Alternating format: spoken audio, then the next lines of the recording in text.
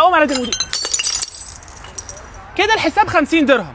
سلام عليكم. يعني ايه حسابي 30 درهم؟ هو انت هتبقششي عليا؟ يا فندم هو ده حسابك. ازاي حسابي؟ يعني انت عايزه تفهميني ان انا اقعد في كافيه في دبي في شارع بورسعيد واسمه صبح ومسا وباركن سيارتي قدام الكافيه والحساب 30 درهم على اساس ان انا ما بروحش كافيهات؟ انا بدفع 40 و45 و50. انا اخد شيشه واخد شاي.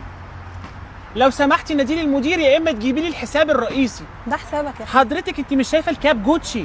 هاتي حسابك يا بنتي هديلك والله معايا فلوس. نادي المدير.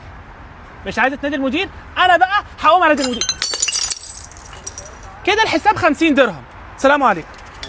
حبايب قلبي في الامارات، فعلا كافيه صبح ومسا اللي في دبي اللي في شارع بورسعيد مش بيبقشش علينا، عامل عرض بمناسبه رمضان، هتاخد مشروب معاه شيشه ب 30 درهم. وانا يا جماعه ما بشيش، انا راجل رياضي. السلام عليكم.